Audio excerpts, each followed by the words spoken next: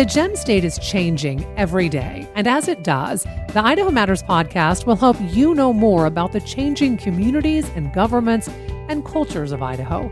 Listen to Idaho Matters today at boisestatepublicradio.org or in your favorite podcast app.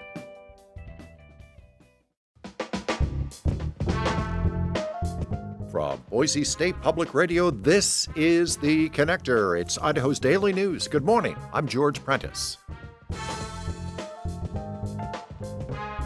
We've got some interesting stories to share with you this morning, including how our first frost is getting later and later each year. Plus, we have a story from McCall where they've got a major water problem, more specifically, a water bill problem. And we'll tell you how some local retailers are trying to get lawmakers to not tax their vaping products. It is Monday, the 28th of October, and here are the stories that we think more than a few people will be talking about today.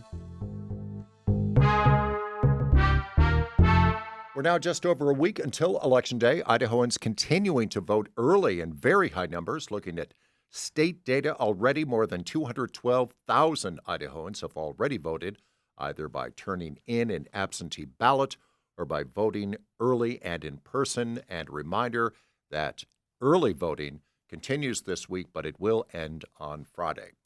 Now to the State House, where lawmakers consider new regulations to crack down on vaping in Idaho, but two retailers are asking them to go easy on any new taxes. James Dawson reports. Representatives from Jackson's Food Stores, Tobacco Connection, and Big Smoke asked lawmakers to consider a 3-cent per milliliter tax on liquid nicotine cartridges and disposable vapes.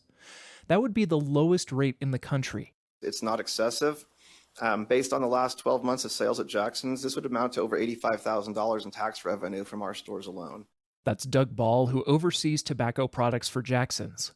He says the revenue could then be used to enforce a new state registry for vaping products that would be updated monthly with items outlawed by the Food and Drug Administration. Idaho is one of 18 states that doesn't tax vaping products. All other tobacco products here are taxed at 40% of the wholesale price. Lawmakers last tried to tax e-cigarettes in 2023, but the bill never got a hearing. James Dawson, Boise State Public Radio News.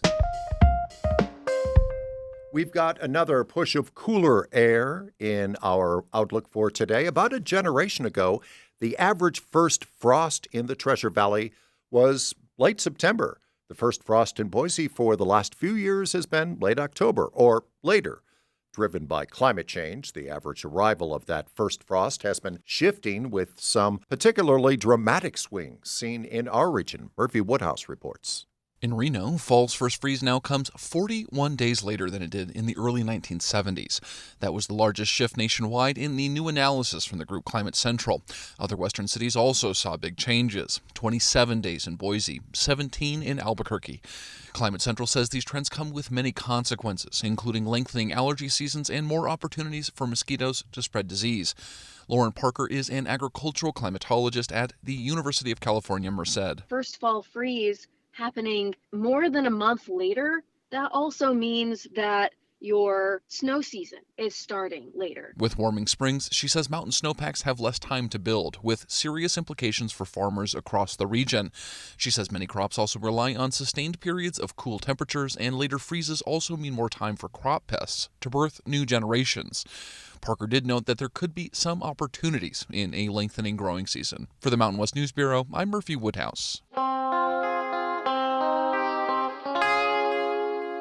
McCall has a significant water problem, more specifically, a water bill problem. While families or businesses may experience a big jump in their water bill on occasion, that is nothing compared to the bill that the city of McCall is about to receive. McCall's recent leak in their water line was one for the records. Here's Tammy Richardson, business manager for the city of McCall. In the history, my history here with the city, which spans 26 years, the largest leak in history, then that time frame happened and occurred out at the water treatment plant. The sheer magnitude of this leak is what brings me here tonight. The large amount of water that went through the meter and then the large resulting bill for the district. Ultimately, the McCall City Council agreed to set aside $55,000 for a possible adjustment. Richardson said it was millions of gallons of water that had leaked before repairs could be made. And again, the bill from the sewer district has yet to arrive.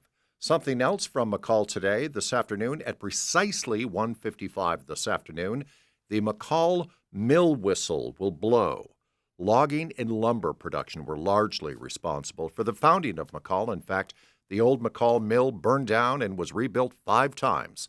It was on this date, October 28th in 1977 at 1:55 p.m. that the mill was closed and the whistle blew for the last time. A beautiful art piece featuring the original whistle now stands in Brown Park where the original mill was, and again it will blow today at 1:55 p.m.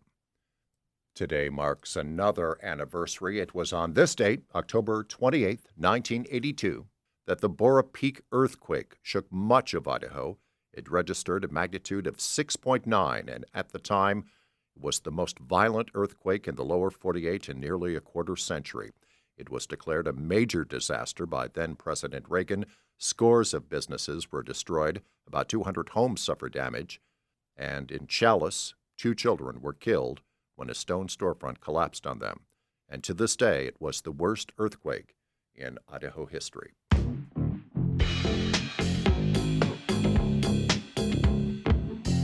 In sports, it will be another short week for Boise State football. The Broncos will have another Friday night game, this time at home, where they will take on San Diego State. Head coach Spencer Danielson says that game will be the most important game of the season.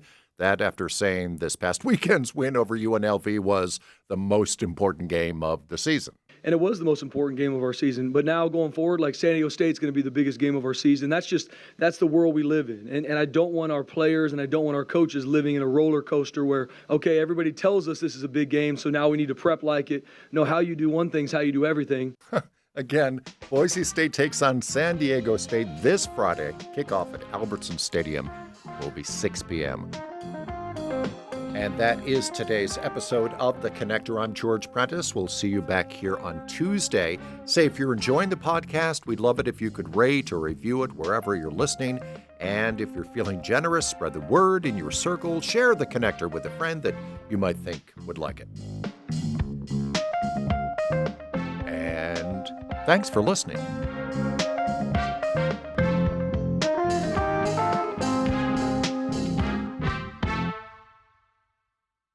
The candidates for November are set. I know Donald Trump's type. Between now and Election Day, we are not going back. A campaign season unfolding faster. Kamala Harris is not getting a promotion Than any in recent history. Make America great again.